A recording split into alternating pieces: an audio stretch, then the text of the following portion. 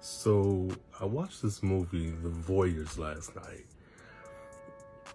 That was interesting. It's an erotic thriller and it's on Amazon Prime. I think it's from 2021.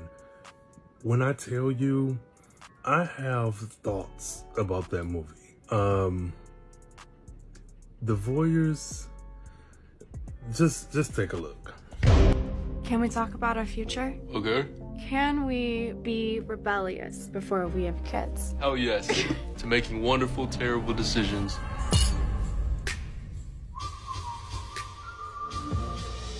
You can see right in. Check out those two. What is he, like a photographer?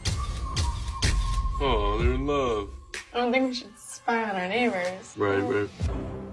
Oh, they're Just because someone is allowing you to look in on their lives doesn't mean it's okay to watch. How do we become their friends?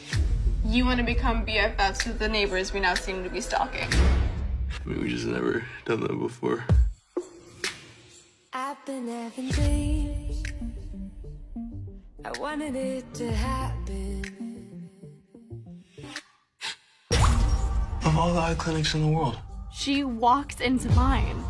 This is crazy. We totally hit it off. Hi. My husband is a complex individual.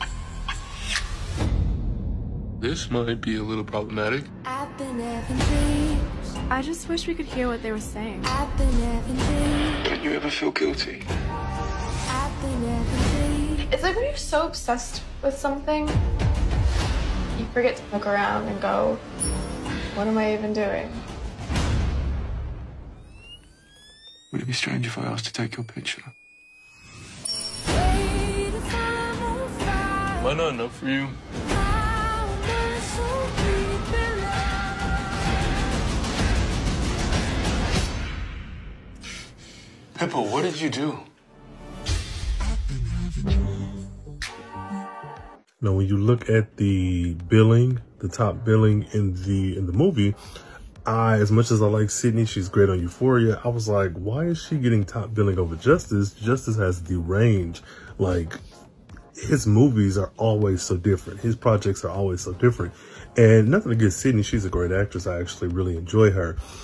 And by the time this movie got to the third act, all of these doubts that I had about her was like completely washed away. Like, and it's not that I didn't think she could handle the role. I was just like, damn, I've seen him in more stuff. He's done more things. This man has been like the guy for a while. Whoo-wee, was I wrong. That ending, that whole third act, all those plot twists. Now, what I don't want to do is act like Natasha and Ben, yeah, that's his name, didn't kill it either. They, being the couple that were being observed, were like, I thought they did a really good job. I saw reviews on the movie and how it wasn't good, the writing could have been better, this, that, and the third, but I honestly think that this movie did a good job at setting up a world, limited characters, limited setting, and made it make sense. So even if like you watch it and it's a bad movie, like, so what? It's entertaining. And I really think that the plot twist at the end involving them really truly did pay off. Now to get to some of the stuff I did not like about the movie. Justice's voice. Now, like I said before, he's played many different characters, but something about the way the like heaviness or the fullness of his voice felt kind of odd to me. It almost felt forced.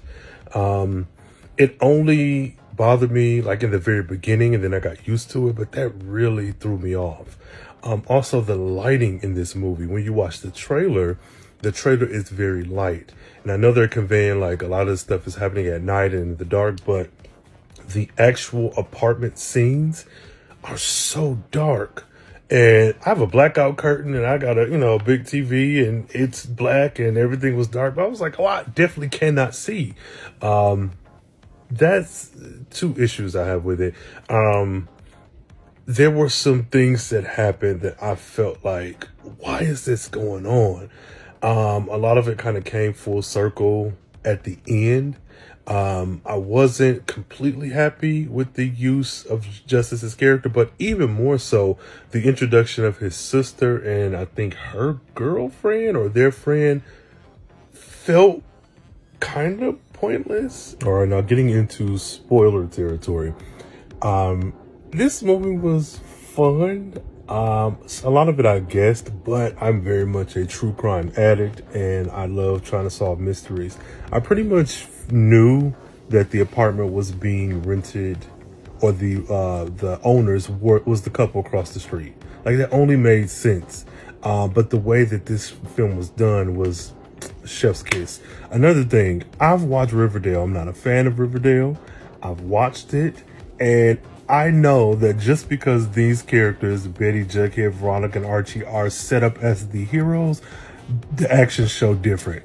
That logic showed me that Justice, Thomas, and Sydney, Pippa were not the innocent heroes that they would want us to think. And that was pretty much it. Like, it was, they weren't great. Like, the things they did, you're viewing, peeping Tomming the folks across the street, regardless if the windows are open or not, and you're doing so to the degree that you broke into their house or snuck in and like implanted listening devices. I was like, nah, like, I love me some Justice, but you are not the victor here. You guys are not the winners.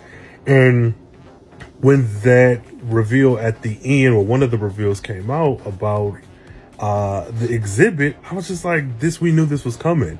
Ben, who plays Seb, is a photographer who is like world renowned, famous by whatever.